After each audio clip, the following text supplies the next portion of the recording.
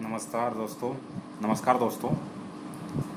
श्री शिवाजी मोफत education society Kandahar द्वारा संचालित श्री संत गाडगे महाराज कला वाणिज्य एवं विज्ञान महाविद्यालय के हिंदी विभाग में सभी पाठकों का, छात्रों का मैं सबसे पहले स्वागत करता हूं। मैं प्राध्यापक डॉक्टर जयराम सूर्यवंशी, सहायक अध्यापक हिंदी विभाग श्री संत गाडगे महाराज महाविद्यालय लोहा।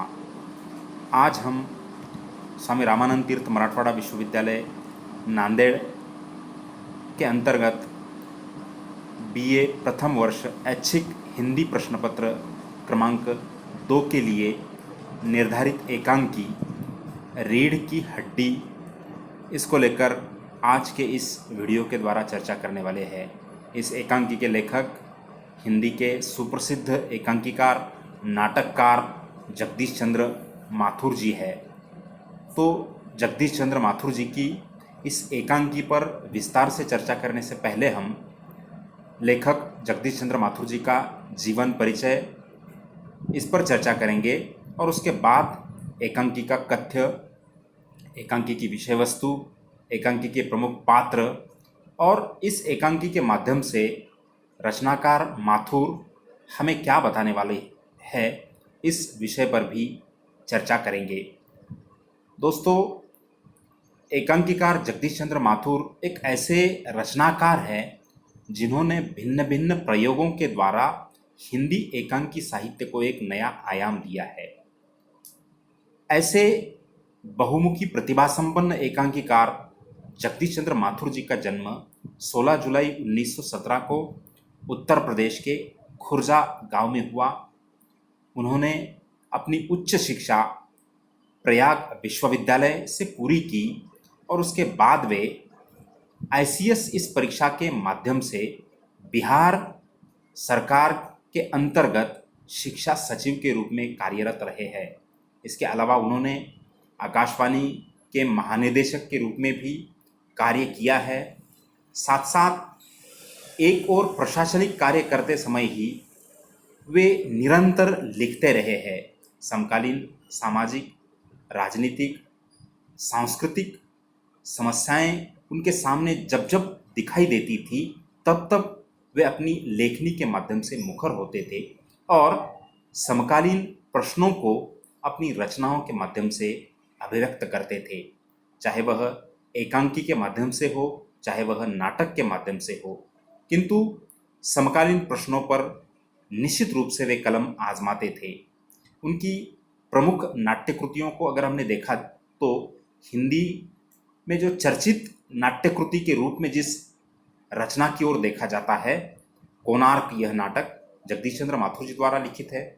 साथ साथ पहला राजा हो, दशरथ नंदन हो, शारदिया हो, यह भी बहुचर्चित महत्वपूर्ण नाट्य कृतियाँ जगदीश चंद्र माथुर जी की कलम से साकार हुई है।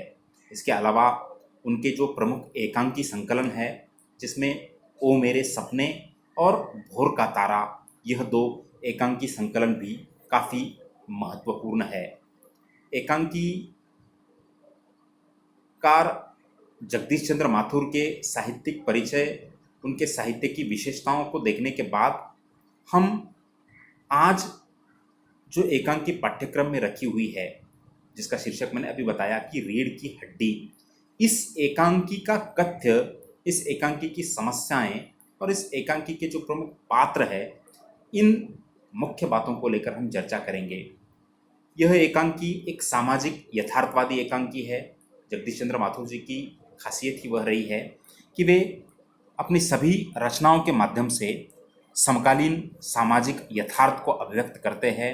अपने समकाल के प्रश्नों को बड़ी मार्मिकता के साथ अभिव्यक्त करते हैं, चाहे वह स्त्री जीवन की समस्याएं हो, चाहे वह युवाओं की समस्याएं हों, बुजुर्गों की समस्याएं हों। इन तमाम समस्याओं को जो है वो अपनी लेखनी के माध्यम से, कलम के माध्यम से पाठकों तक पहुंचाते हैं। इस एकांकी में नारी जीवन की त्रासदी पर चर्चा की गई है। एकांकी रीढ़ की हड्डी, यह समकालीन भारतीय मध्यम वर्गीय नारी के जीवन में आने वाली एक बहुत महत्वपूर्ण समस्या उसके विवाह की समस्या जिसको कहा जाएगा। विवाह के वक्त जब स्त्री को, लड़की को देखने के लिए वर पक्ष की ओर से लोग आते हैं, लड़का आता है, लड़के के माता देखने के लिए आते हैं, और देखने के बाद किसी वस्तु को खरीदार जिस प्रकार से देखता है, जब कोई व्यक्ति किसी निर्जीव वस्तु को खरीद रहा होता है, उस समय उस खरीदार की जो मानसिकता होती है, वह मानसिकता भारतीय विवाह प्रणाली में वर पक्ष की हो चुकी है, जब वह किसी लड़की को देखने के लिए आते हैं। और यही समस्या इस कहानी के, इस एकांकी के केंद्र में है। और ये बात सदियों से चली आ रही है, वर के द्वारा लड़कियों को देखना और उसके बाद विवाह तय होना। लेकिन धीरे धीरे हालात बदल रहे हैं। हमारे देश की युवतियां शिक्षित होकर जागरूक हो रही है, उनमें चेतना निर्माण हो रही है, और ऐसी स्थिति में वे अपने आप को किसी वस्तु के समान किसी के सामने रखना, ये आज उसे पसंद नहीं है, ये उसकी इच्छा नहीं है आज। भले ही माँ बाप के दबाव में कुछ लड़कियां इस प्रकार के व्यवहार का सामना कर रही होगी, लेकिन कई सारी उच्च विद्या विभूषित लड़कियों की स्थिति ये हो गई है कि वे इस प्रकार ये देखने का चलन जो है वो उन्हें मान्य नहीं है। और इस एकांकी के अंतर्गत जो मुख्य पात्र है, इस एकांकी के अंतर्गत जो प्रमुख पात्र उमा है, वह भी एक ऐसी ही आधुनिक, स्वाभिमानी, उच्च विद्या विभूषित युवती है, जो प्राचीन परिपाटी से चली आ रही लड़कियों को देखने की प्रथा, एक वस्तु के माफिक उसके साथ बर्ताव करने का ये जो हमारे समाज का चलन है, यह उसे पसंद नहीं है। साथ साथ लड़के वाले अपने हजारों दुर्गुण छिपा कर रखते हैं और लड़की के एक एक छोटे छोटे अच्छे बुरे गुणों पर हजार बार चर्चा करते रहते हैं। ये पद्धति उमा को पसंद नहीं है। इस एकांकी में यही दिखाया गया है कि किस प्रकार से उमा उसको देखने के लिए आया हुआ लड़का शंकर, जिसके पिता गोपाल प्रसाद, दोनों मिलकर उमा की बहुत बारीकी से जानकारी लेते हैं।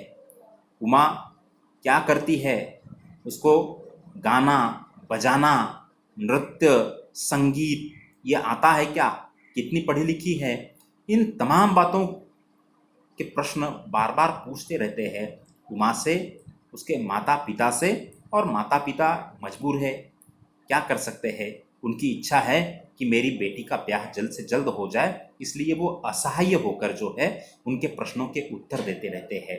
लेकिन उमा चुपचाप बैठी हुई सुन रही है, वो क्या बोल रहे हैं। लड़के के बारे में उमा को सब कुछ मालूम है, लड़का किस प्रकार का है, उसका चलन किस प्रकार का है। और इस कहानी का शीर्षक जो रीढ़ की हड्डी रखा गया है, लेखक का इस शीर्षक को रखने के पीछे का उद्देश्य यह है कि मनुष्य के शरीर में जितना महत्व रीढ़ की हड्डी का होता है, उतना ही महत्व उसके व्यक्तिमत्व में, उसके चरित्र का होता है। अगर अच्छा चरित्रवान लड़का है, निष्कलंक लड़का है, तो निश्चित रूप से जो है आदर्श है वह हमारा।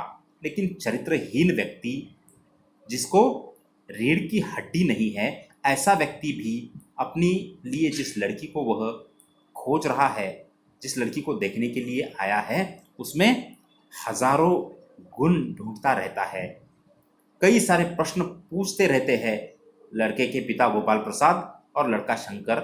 तब लड़की उमा चुपचाप बैठी हुई है, एक शब्द भी नहीं निकाल रही है, वो सब कुछ सुन रही है। जब लड़के के पिता पूछते हैं कि ये क्यों नहीं बोल रही है, बात क्यों नहीं कर रही है, तब वह गुस्से में आकर, क्रोध में आकर कहती है कि तुम बाजार में जब कभी किसी चीज को खरीदने के लिए जाते हो, उस समय वह चीज, वह वस्तु बोलती है क्या। और ये सुनने के बाद गोपाल प्रसाद की आंखें खुल जाती है, उसको समझ में आता है कि मैंने जो कुछ किया यह इस लड़की को पसंद नहीं आया है। लड़की बहुत जागरूक है, लड़की स्वाभिमानी है, उच्च विद्या विभूषित है, और तब लड़की एक के बाद दूसरा, दूसरे के बाद तीसरा प्रश्न पूछती रहती है लड़के और लड़के के पिता को। लड़के के सामने आकर वह कहती भी है कि तुम मुझ में 1000 गुण ढूंढ रहे हो, मैं कितनी पढ़ी लिखी हुई हूँ, मैं क्या करती हूँ, मुझे गाना आता है क्या, मुझे नृत्य आता है क्या, मुझे संगीत आता है क्या, ये तमाम बातें पूछ रहे हो, लेकिन तुम्हारे लड़के का चरित्र क्या है ये तुम्हें मालूम है?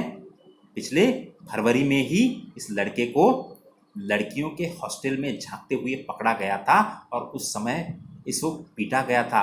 उस समय तुम्हारा लड़का लाचार होकर गिड़गिड़ा रहा था उस हॉस्टल वुमन के सामने, और तभी हमें पता चला कि इसको रीढ़ की हड्डी नहीं है, ये स्वाभिमानहीन लड़का है, लाचार लड़का है, और ऐसे लड़के से मैं शादी नहीं करूँगी, मैं शादी नहीं करूँगी, ऐसा कहकर वह लड़की लड़के वाले को घर से बाहर निकाल देती है और अपने आधुनिकता बोध का, अपने शिक्षित होने का, अपने स्वाभिमानी होने का सबूत पाठकों को देती है। और एकांकीकार जगदीश चंद्र माथुर जी इस एकांकी के माध्यम से यही संदेश दे रहे हैं कि आजकल शिक्षा के वातावरण में, आधुनिकता के वातावरण में युवतियां काफ़ी सचेत हो चुकी है, काफ़ी जागरूक हो चुकी है। अब उनके साथ पुराने ज़माने में जिस प्रकार से बर्ताव किया जाता था उस प्रकार का बर्ताव नहीं किया जा सकता है। अगर कोई करने की कोशिश भी करता है तो वो इस बर्ताव को सहन नहीं करेगी। उनमें वह हिम्मत आ चुकी है, अपनी मर्जी के बलबूते पर वह वर को नकार सकती है।